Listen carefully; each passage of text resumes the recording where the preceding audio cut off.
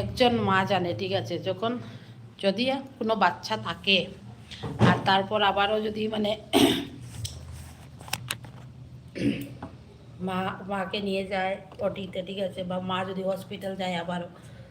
একটা বাচ্চাকে রেখে আবার যখন যায় হসপিটালে, তখন একটা মা জানে যে ভিতরের মানে কতটা কষ্ট। তখন ভিতরে শুধু একটাই থাকে,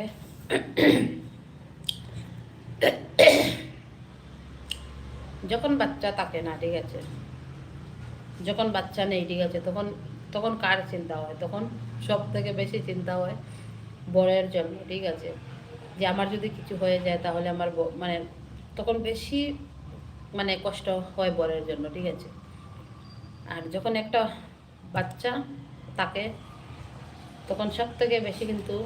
তখন বরের মানে বরের জন্য অতটা চিন্তা হয় না, কারণ ওই বাচ্চাটার জন্য তখন এতটা চিন্তা হয় যে